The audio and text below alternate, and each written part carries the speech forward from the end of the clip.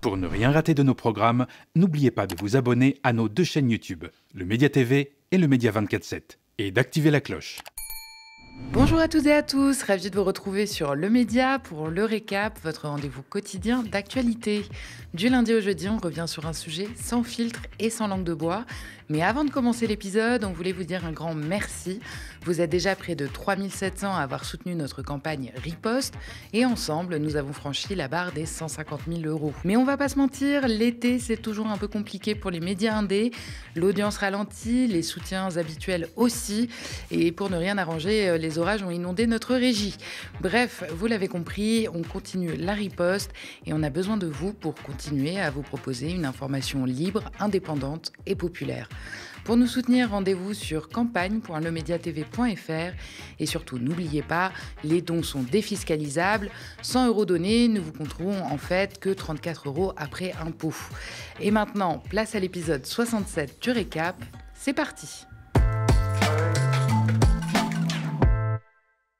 Nouvelle polémique politique en cours concernant l'armement de la police municipale et la vidéosurveillance. C'est une déclaration de Mathilde Panot, la chef de file des Insoumis à l'Assemblée nationale, qui a donné le top départ. Dimanche dernier, elle s'est exprimée sur BFM et depuis, c'est toute la classe politique qui s'enflamme. On fait le point en détail dans cet épisode. Alors, je vous propose de commencer en visionnant la séquence qui a mis le feu aux poudres. Vous dites aux habitants de communes qui nous écoutent, qui peut-être demain auront une liste LFI dans leur municipalité, dans leur ville, si vous élisez un maire de la France Insoumise, nous désarmerons la police municipale de votre ville si elle est armée. Oui. Oui. Et nous nous battrons pour qu'au niveau national, il soit réintégré dans la police nationale avec de la police de proximité. Et vous enlèverez les caméras de vidéosurveillance aussi dans les villes où vous seriez élu, où il y aurait des caméras ? Quand on arrivera et qu'il y a, vous savez, un certain nombre d'agents qui sont là de police municipale, on ne va pas les faire disparaître du jour au lendemain, ni leur enlever leur travail du jour au lendemain. Les caméras de vidéosurveillance.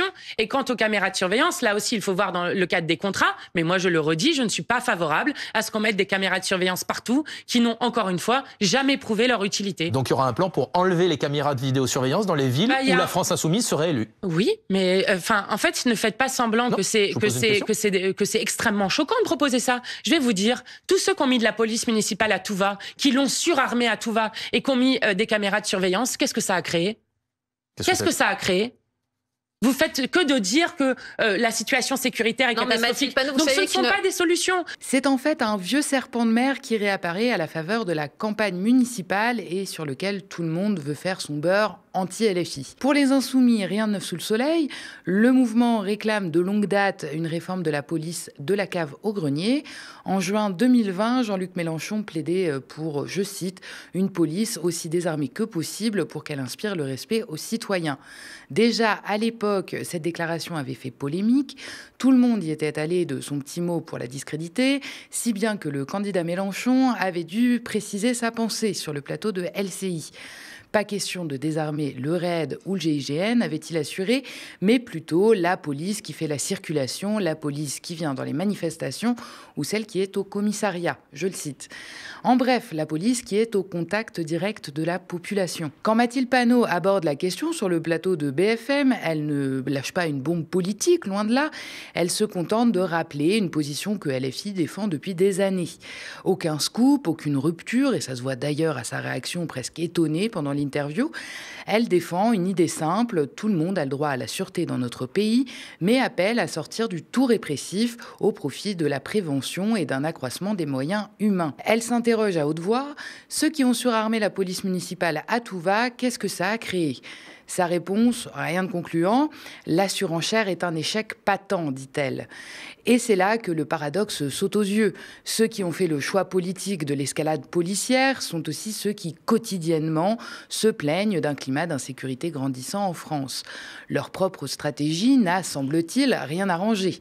C'est cette dissonance que Panot met en lumière. À force de vouloir tout régler par la force, on oublie que la sécurité commence ailleurs. Elle le dit clairement. N'êtes-vous pas choqué qu'on on enlève des médiateurs de rue qui faisaient de la prévention, les associations qui sont en train d'être asséchées financièrement, elles faisaient du lien social, de la prévention. C'est tout ça qu'il faut reconstruire. En face d'un discours dominant qui martèle sécurité égale répression, elle défend une vision plus large, ancrée dans le quotidien. Celle d'une sécurité qui passe aussi par le tissu social, la présence humaine et la médiation. C'est un choix de société qu'elle défend en fait. Mais il n'en fallait pas plus pour que la machine à récupération politique se mette en marche. Du PS au RN, tout le monde se coordonne pour brailler à l'unisson contre la vision défendue par LFI. Gérald Darmanin, ancien ministre de l'Intérieur et désormais garde des Sceaux, tweet « Avec cette gauche, vous n'aurez plus le droit à la sécurité ». LFI fait le choix de l'insécurité dans nos communes, estime Valérie Pécresse, la présidente LR de la région Île-de-France. Retailleau en remet une couche avec le parti du chaos et appelle carrément au Front républicain qui devra se dresser contre cette folie et ne souffrir d'aucune exception. Rien que ça. Évidemment, le RN s'est aussi jeté sur l'occasion pour déballer ses éléments de langage sécuritaires. L'eurodéputé d'extrême droite Mathieu Vallée a tweeté « LFI en avant les voyous ». Un certain sens de l'ironie quand on connaît le CV du bonhomme, ancien commissaire et désormais membre d'un parti condamné pour ses malversations au Parlement européen. En 2022, alors qu'il est toujours policier, Mathieu Vallée provoque un accident avec sa voiture de service, alors qu'il est sur un jour de repos. Aucune suite ne sera donnée à l'affaire. En 2023, le Canard enchaîné révèle qu'il est soupçonné d'avoir détourné des bons d'achat SNCF destinés à ses collègues de la BAC Nuit. Résultat, encore une fois, pas de procès, pas de mise en cause judiciaire, un simple blâme administratif et un remboursement discret d'environ 1 000 €. Pour certains, la loi s'applique, pour d'autres, elle s'adapte. Mathieu Vallée est le symbole de l'impunité policière qui place bien trop souvent les forces de l'ordre au-dessus des lois qui s'appliquent aux autres citoyens. Alors quand ce genre de personnage se permet de traiter les autres de voyous, il y a de quoi s'étrangler. Avec eux, la morale sécuritaire, c'est toujours pour les autres. Autre parti à être particulièrement monté au créneau contre Panot, le Parti socialiste qui n'a pas fait dans la dentelle. C'est du côté de l'aile droite du PS qu'on tape le plus fort. Pour le maire de Saint-Ouen, Karim Bouamran, LFI n'est pas dans le réel des élus du terrain.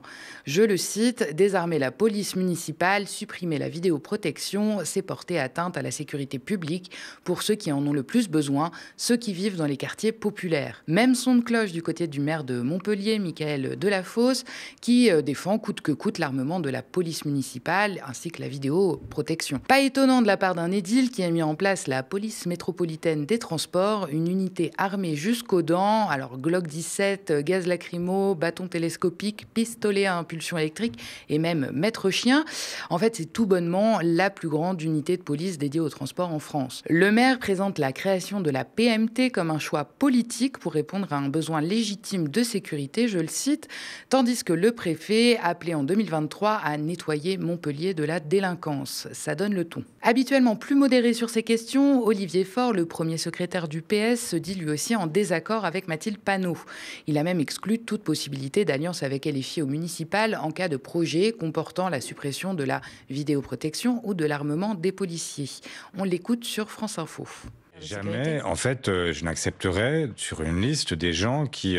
je ne me mettrai pas derrière un maire insoumis qui annoncerait qu'il va supprimer la vidéoprotection ou qu'il va supprimer l'armement des policiers. Ça n'a aucun sens. En 2021, Olivier Faure affichait pourtant un tout autre discours. Alors que Valérie Pécresse réclamait l'armement des polices municipales en réponse à la hausse des rixes entre bandes rivales, le chef des socialistes se montrait alors catégorique. « Je suis stupéfait », lançait-il, on va armer la police municipale pour tirer sur les jeunes qui se battent. Ce n'est pas raisonnable, il faut renforcer la police nationale.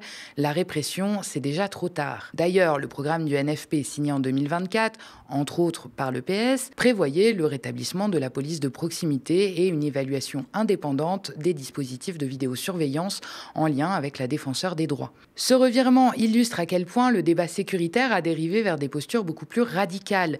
La polémique sur le désarmement des polices municipales en dit long sur l'état de fascisation du pays. Rappelons qu'il y a encore quelques années, quasiment aucune police municipale n'était équipée d'armes létales. Aujourd'hui, d'après les chiffres du ministère, 58% des policiers municipaux sont armés en France. Sur X, Sébastien Rocher, sociologue au CNRS, ne tourne pas autour du pot.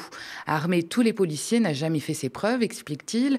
Au contraire, les polices armées tuent plus et la délinquance était plus basse avant que les polices municipales ne se mettent à sortir les armes. D'ailleurs, aucune étude française ne vient confirmer un quelconque bénéfice à cette militarisation. Manuel Bompard, coordinateur de la France Insoumise, a quant à lui réaffirmé et clarifié la position du parti sur ces questions.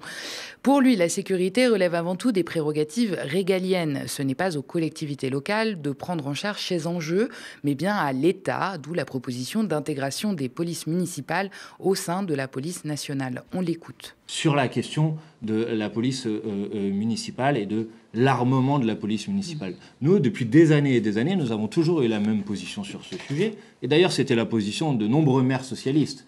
Je dis ça par rapport à la question que vous me posez sur Olivier Faure, qui a toujours été de dire qu'on considère que ces politiques de sécurité, ces enjeux de sécurité, c'est des prérogatives qui sont des prérogatives régaliennes, qui appartiennent à l'État. Et depuis des années et des années, l'État se désengage de ces prérogatives régaliennes et demande aux collectivités locales de venir se substituer à leurs prérogatives. Et nous ne sommes pas d'accord avec l'idée que ce soit les collectivités locales qui doivent se substituer à une prérogative qui est une prérogative régalienne. Parce que ça crée une rupture d'égalité sur le territoire national, parce que vous allez avoir des villes où vous allez avoir de la police municipale avec beaucoup de moyens, des villes qui vont être des villes plus pauvres dans lesquelles il y aura moins de moyens. Qu'est-ce que ça veut dire? Ça veut dire que les gens qui vivent dans une commune plus pauvre auraient moins le droit à vivre en tranquillité, en sécurité, que des gens qui vivent dans une commune dans laquelle il y a plus de ressources. On ne peut pas être d'accord avec ce principe. Donc ce que nous disons sur ce sujet, c'est très clair et c'est très précis, c'est de dire que les polices municipales aujourd'hui, et en particulier les polices municipales armées, de notre point de vue, elles devraient être réintégrées au sein de la police nationale et redéployées sous forme de police de proximité. L'autre volet de la polémique s'ancre autour de la vidéosurveillance. Le Premier ministre en personne a réagi aux propos de Mathilde Panot, plaidant, comme tout son camp politique, en faveur des caméras dans l'espace public. On l'écoute. Il ne se passe pas un jour, hier encore, sans que les caméras de vidéosurveillance permettent de résoudre des délits et des crimes. Des crimes. Hier encore. Et donc par exemple, il y a quelques jours à peine, un dissident politique d'un pays d'Asie était dans notre ville. Un tueur à gages a été envoyé contre lui et l'a égorgé. Heureusement, il a survécu devant sa compagne. Et en 48 heures, on a pu, grâce aux caméras, repérer ce tueur à gages qui était néo-zélandais. Simplement grâce aux images. Il ne se passe pas de jour, je dis ça souvent à François Rebsamen qui a vécu la même chose, il ne se passe pas de jour sans que la justice nous demande des images. L'exemple mobilisé par Bayrou est forcément frappant. Mais dans les faits, au quotidien, les apports de la vidéosurveillance sont clairement à nuancer. Une étude menée par le Centre de recherche de l'École des officiers de la Gendarmerie nationale en 2021 met en perspective l'efficacité réelle de la vidéosurveillance. En analysant près de 2000 affaires entre 2017 et 2020 dans des communes de l'Isère, l'étude montre que les images de vidéosurveillance n'ont permis de résoudre que 22 enquêtes, soit à peine 6% des cas élucidés. C'est une enquête sur 20. Cette faible utilité est un peu plus marquée pour les cambriolages, 11%, que pour les violences, 5%, mais reste globalement marginale. Encore une fois, rien de très nouveau. Déjà en 2018, le sociologue Laurent Muccelli pointait du doigt cette contribution minime des vidéosurveillances aux enquêtes, la qualifiant d'évidemment pas nulle, mais marginale. Bref, la vidéosurveillance n'est pas, loin de là, la panacée sécuritaire vantée par certains. La Cour des comptes arrive aux mêmes conclusions. C'est ce qu'a mis en avant le député LFI Aurélien Lecoq sur le plateau de BFM. Je vous propose de l'écouter. Sur la vidéosurveillance, mais la réponse est très simple. Ah bon? Ça ne marche pas. Ah bon? Ça ne fonctionne pas. Et c'est pas moi qui le dis, c'est la Cour des comptes qui, par exemple, en 2020, publie un rapport dans lequel elle explique qu'il n'y a aucune corrélation entre le nombre de caméras de surveillance et l'évolution de la délinquance. Et pour résoudre un crime, c'est pas utile? Eh bien non, et savez-vous qui vous répond? Eh bien, c'est une enquête commandée par la gendarmerie elle-même. Oui, dans un rapport commandé par la gendarmerie, on nous explique que les caméras de vidéosurveillance permettent d'élucider des crimes, des délits et des affaires dans 1,13% des cas. Et dans le même temps, 1,13% des cas élucidés. Dans le même temps, les caméras de surveillance représentent 50% de l'investissement du fonds interministériel de lutte contre la délinquance. Donc on y met énormément d'argent et ça ne sert à rien. Manuel Bompard a également clarifié la ligne du mouvement sur cet aspect. LFI souhaite mettre en place un moratoire pour juger de l'efficacité des caméras de surveillance. Sur la question de la vidéosurveillance, je vais prendre les deux aspects. C'est la vidéosurveillance et pas la vidéoprotection, qui est souvent le langage, au contraire, utilisé par les partisans du développement et de la multiplication des caméras. C'est de décider d'installer des moratoires sur le développement des caméras de vidéosurveillance pour que les choses soient claires et précises. Pour quelles raisons ?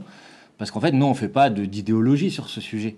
On regarde l'efficacité des processus, l'efficacité des outils qui sont mis en place pour pouvoir y répondre et répondre à cette question qui est une question centrale, qui est le droit de vivre en tranquillité, en sécurité, en sûreté, évidemment, que ça fait partie des objectifs que l'on partage.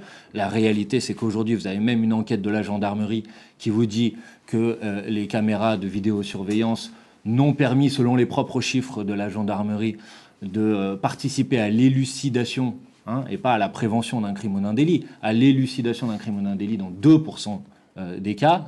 Or, aujourd'hui, les caméras de vidéosurveillance, ça coûte très cher. Ça coûte très cher à l'installation, ça coûte très cher à l'entretien, ça coûte très cher à la maintenance, ça coûte très cher parce que vous devez avoir des effectifs qui, au lieu d'être sur le terrain, sont dans des centres où ils sont là toute la journée à regarder des caméras de vidéosurveillance. On estime aujourd'hui que quand vous installez 4 caméras de vidéosurveillance, vous pouvez avoir à la place un effectif de police qui est présent sur le terrain. Cette controverse autour de l'armement des polices municipales et de la vidéosurveillance révèle avant tout un clivage politique profond.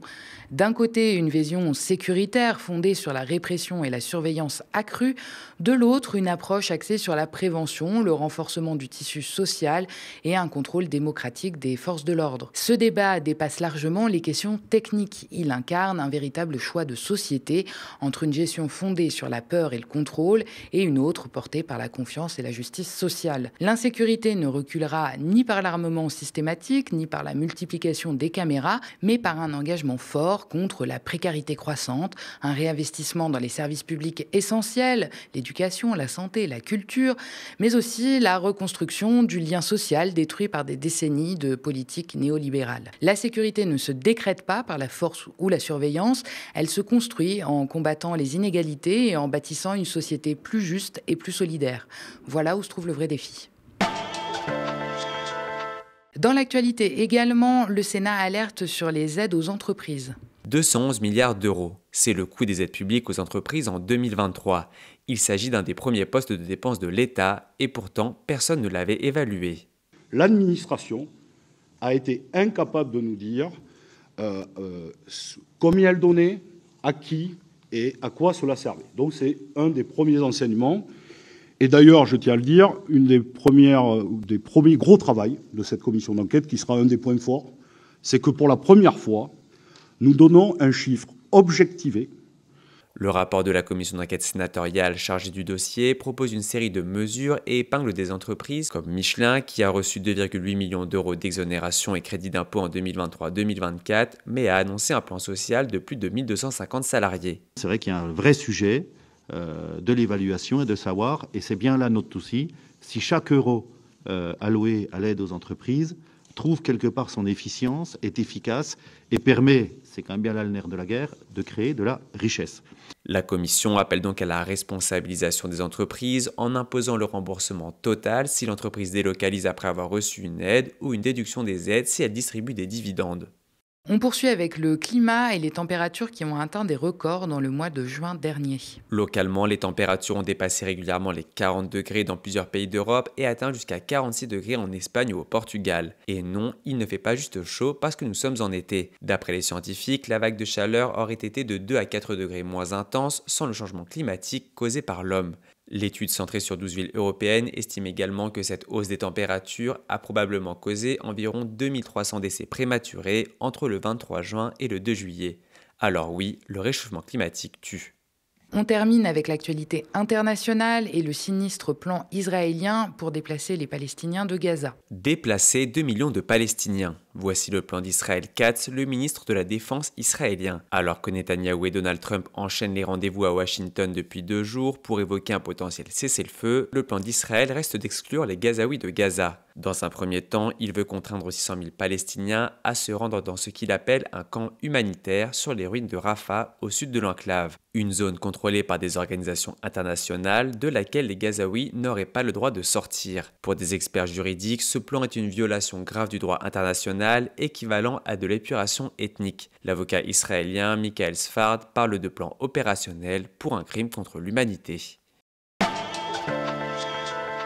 Merci d'avoir regardé cette nouvelle édition du Récap. N'hésitez pas à nous laisser vos impressions en commentaire si vous nous regardez sur YouTube ou via email si vous nous regardez à la télé. Et n'oubliez pas, les milliardaires financent la haine. Le média a lancé Riposte, une campagne de financement citoyenne pour riposter sur les réseaux sociaux et sur la TNT francilienne. Alors parlez-en autour de vous et rejoignez la lutte si vous le pouvez sur campagne.lemediatv.fr. Et abonnez-vous aussi à nos 2 chaînes YouTube, le Média TV et le Média 24/7, pour ne rien rater de nos programmes. Très bonne soirée sur le Média.